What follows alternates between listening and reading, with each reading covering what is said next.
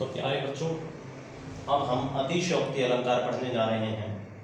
अतिशयोक्ति अलंकार दो पदों से मिलकर बना हुआ है, अतिशय प्लस उक्ति। यहां मैं आपको एक चीज पहले बताना चाहूंगा कि अतिशय शब्द जो है उसमें श आधा नहीं है। कुछ बच्चे इस तरह की गलतियां करते हैं, श आधा कर देते हैं, जिसके कारण जो है अध्यापक परीक्षा में उनका आधा अंक काट लेता है। तो अतिशय में श पूरा है और उक्ति मतलब बात। अतिशय का मतलब होता है बढ़ा चढ़ा करके उक्ति कही गई बात। तो इसका जो हमारे पास परिभाषा बनेगी, जहां किसी वस्तु या किसी प्राणी का बढ़ा चढ़ाकर वर्णन किया जाए, जो वर्णन किया जाता है वो लोक सीमा से बाहर हो जाए, वहां क्या होगा? अतिशयोक्ति अलंकार होगा। ठीक है, कहने का भाव क्या है कि जब हम किसी बात को बढ़ा चढ़ा करके कहते हैं और सुनने वाला उस बात को सुनकर उसके ऊपर संदेह करने लग जाता है कि ऐसा हुआ था क्या, तो वहां पर हमारे पास अतिशयोक्ति अलंकार होता है। जैसे राणा प्रताप के घोड़े को ही लीजिए, चेतक। चेतक किस चीज के लिए जो है प्रसिद्ध था कि वो बड़ा तेज दौड़ता था। ठीक है, तो किसी व्यक्ति ने राणा प्रताप के घोड़े चेतक की प्रशंसा की और उस प्रशंसा का वर्णन करते हुए कहा कि आगे नदियां पड़ी अपार। अपार का मतलब चौड़ी चौड़ी नदियां। ठीक है, आगे जब राणा प्रताप घोड़े पे सवार होकर के जा रहे थे तो आगे बड़ी चौड़ी नदी आई और घोड़ा कैसे उतरे पार? राणा प्रताप ने घोड़े के ऊपर बैठे बैठे सोचा कि घोड़ा इस नदी को कैसे पार करेगा। राणा ने सोचा इस पार। महाराणा प्रताप अभी सोच ही रहे थे, तब तक चेतक था उस पार। तब तक चेतक ने वो नदी पार कर ली। हाँ, पॉसिबल है कि राणा प्रताप के घोड़ा तेज दौड़ता था और दौड़ के उन्होंने जो है नदी को पार कर लिया, चौड़ी नदी को पार कर लिया। लेकिन उन्होंने किस तरह से कहा? राणा ने सोचा इस पार, तब तक चेतक था उस पार। अरे भाई, ऐसे थोड़ी होता है कि सोच ही रहे हो तब तक पार भी हो जाए। नहीं, यहां पर उसने राणा प्रताप के घोड़े की जो दौड़ है, जो गति है, वो तेज बताने के लिए कहा था, लेकिन उस बात को इतना जो है एलेबोरेट कर दिया, बढ़ा चढ़ा के पेश कर दिया कि जो है उस पर संदेह करने लगे। नहीं, ऐसा तो नहीं हुआ होगा। ठीक है, दूसरा उदाहरण देखिए, हनुमान की पूंछ में लग न पाई आग। अब वहां क्या गया? लग न पाई आग, आग लग ही नहीं पाई।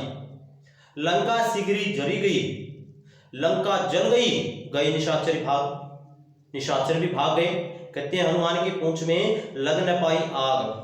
यहां पे सारे जो है इस पंक्ति का भाव छिपा हुआ है कि आग लगी नहीं। अरे भाई, जब आग ही नहीं लगी तो लंका कैसे जल गई?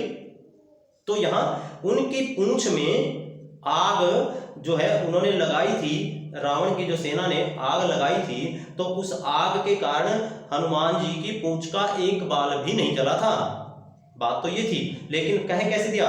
पूंछ, हनुमान की पूंछ में लग न पाई आग, आग नहीं लग पाई और राक्षस जो है लंका सारी जल गई। बिना आग लगे लंका कैसे जल गई? हनुमान जी ने आग लगाए बगैर कैसे लंका को जला दिया? तो यहाँ पर जो है उसके वो लोक मर्यादा जो है वो उससे बाहर हो जाती है बात। ठीक है, तो यहाँ इस तरह के अनेक उदाहरण आपको मिलेंगे। अब हम बात कर लेते हैं मानवीकरण अलंकार की। मानवीकरण अलंकार बिल्कुल आसान है।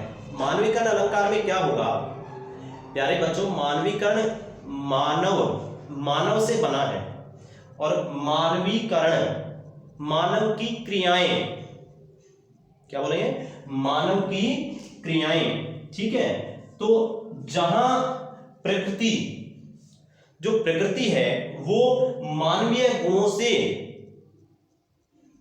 जब प्रकृति की मानवीय गुणों से तुलना कर दी जाए, अर्थात जहां प्रकृति मानव की तरह क्रियाएं करती हो, वहां पर मानवीकरण अलंकार होता है। देखिए, मेघ आए बड़े बन ठनके। मेघ, मेघ यानी कि बादल। बादल क्या है? पार्ट ऑफ नेचर, प्रकृति का एक हिस्सा है। तो बादल को हम क्या करेंगे? प्रकृति मान लेंगे। बन ठन के आ रहा है, सज सवर के आ रहा है। सज सवर के कौन आता है? मनुष्य आता है, एक दूल्हा आता है। तो बादलों के आने का जो वर्णन है वो एक सजे धजे हुए मनुष्य की तरह कर दिया, यानी कि बादल यहाँ पर मानवीय क्रियाएं करते हुए दिखाई दे रहे हैं, जिसके कारण यहाँ मानवीकरण अलंकार बना दिया। दूसरा, आए महंत वसंत। वसंत क्या है? वसंत ऋतु है, पार्ट ऑफ नेचर। तो यहाँ महंतों की तरह, साधु संतों की तरह मदमस्त होकर के वसंत ऋतु आ रही है। फिर आगे कहता है, सजकर जगकर रजनी बोली। रजनी, रजनी, रजनी का मतलब होता है रात, ये भी नेचर का पार्ट है।